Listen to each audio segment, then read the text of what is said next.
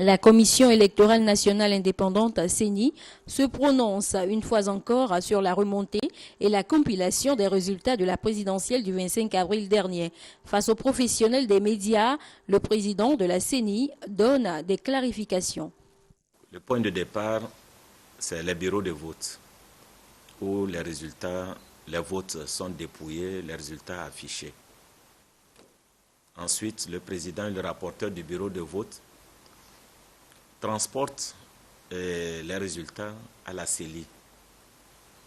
À la CELI, ces résultats sont transcrits sur une fiche préalablement préparée. Et lorsque les résultats du bureau de vote sont transcrits, le président et le rapporteur du bureau de vote signent à la fin de la ligne pour attester que les résultats qui ont été recopiés sont ceux qu'ils ont apportés. Et il se passe ainsi du premier bureau de vote jusqu'au dernier. À la fin, la CELI fait les totaux et donne les résultats partiels pour ce qui concerne la CELI. Vous avez remarqué, il s'agit bien de transcription, puisque les résultats sont déjà affichés dans le bureau de vote, et si la CELI devait les modifier, ça ne serait plus conforme à ce que tout le monde a déjà vu. Il en est de même au niveau du recensement général des votes à la CENI. Nous avons pris une décision préalablement pour les CELI, pour leur donner l'orientation. Et au niveau de la CENI, nous nous sommes mis d'accord sur les modalités de recensement général.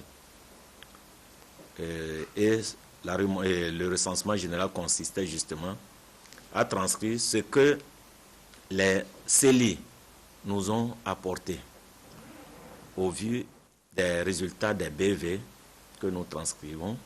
Nous faisons les sommes et on donne les résultats provisoires qui sont ensuite envoyés à la Cour constitutionnelle qui fait les arbitrages nécessaires.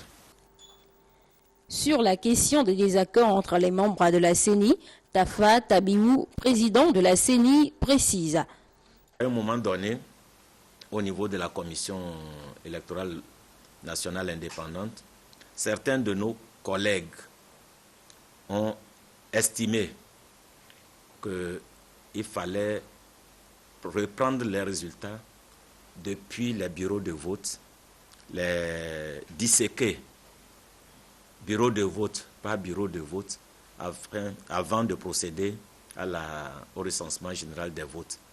Ce qui, pour d'autres, ne relevait pas de la compétence de la CENI parce qu'on ne pouvait pas le faire sans procéder à des corrections, à des redressements.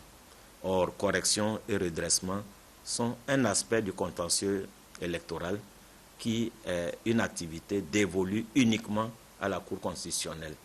Il s'agit pour nous, dans l'esprit de départ, à la CENI, nous devons recopier tous les renseignements qui figurent sur ces fiches, celle-là étant celle d'Annie, nous les recopions sur notre fiche. Mais nos collègues ont estimé qu'à chaque fois, il faut disséquer. À chaque fois, il faut disséquer. 1, cela ne relève pas de notre compétence. 2, si ça relevait de notre compétence, on ne nous aurait pas donné 4 jours pour faire ce travail. Parce que nous avons 8 994 bureaux de vote.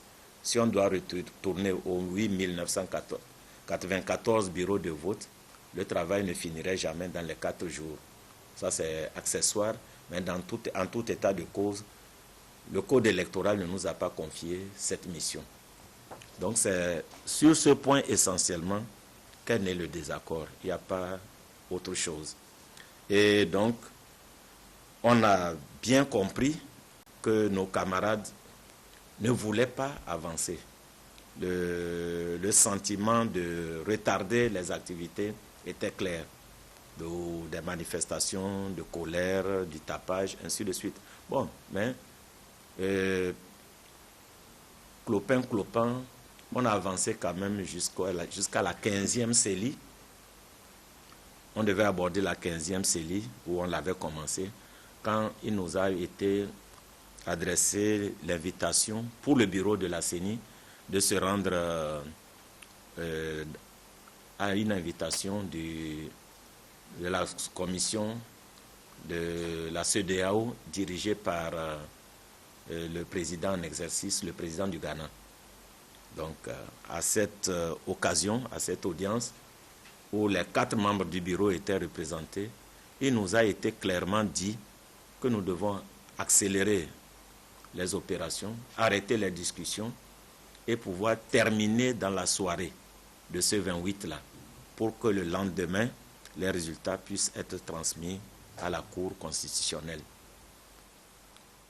Quand nous sommes revenus à la CENI ici, à notre siège, le vice-président est venu me voir pour me dire que lui, il est totalement atterré et qu'il est obligé de rentrer. Il était assis là et c'est sur ces entrefaits qu'on s'est séparés. Moi, je me suis concerté avec les 2 autres membres du bureau, à savoir les 2 rapporteurs, et je leur ai dit, en attendant que les autres membres arrivent, qu'ils prennent les procès-verbaux un à un pour ce qu'on n'a pas encore examiné et qu'ils relèvent les données pour faire une addition.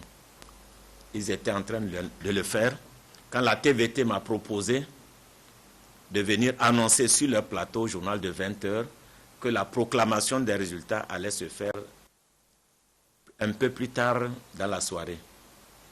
Nous étions sur le plateau quand le vice-président a fait irruption et disant que j'étais en train de proclamer les résultats. Je n'étais nullement en train de proclamer les résultats. Les 2 rapporteurs sont témoins. Ils n'avaient pas encore fini les additions qu'on devait soumettre à la plénière. Les membres de la CENI qui étaient également présents dans la maison sont également témoins. C'est à la suite du travail que les 2 rapporteurs étaient en train de faire que la plénière devait se réunir pour constater ce qui a été fait avant la publication. Mais l'incident créé par l'irruption du vice-président sur le plateau a fait que ensuite les membres, les représentants de CAP au sein de la CENI se sont retirés et ils sont sortis de la maison.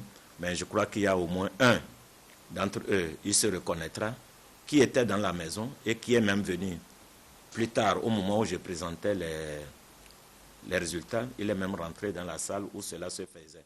Il est resté quelque temps avant de ressortir. Les 12 membres de la CENI qui ont participé à la validation des résultats que nous avons centralisés n'avaient rien à cacher. La preuve, les procès-verbaux que les CELI nous ont apportés sont là. Tous ceux qui voudraient les voir pourraient les regarder. Et si, à un moment donné, on constate que M. Tabiou a fait transcrire sur la fiche de recensement général des votes un chiffre différent de celui qui est venu des CELI, en ce moment, on pourrait s'en prendre à moi. La Commission électorale nationale indépendante CENI estime donc qu'elle n'a fait que valider les résultats rapportés par les 42 commissions électorales locales indépendantes CELI. Et pour preuve, les procès-verbaux des différentes CELI ont été envoyés aux représentations diplomatiques, aux organisations internationales et aux différentes institutions présentes au Togo. La CENI se dit disposée à répondre à toute autre question pour mieux informer les électeurs et l'opinion publique.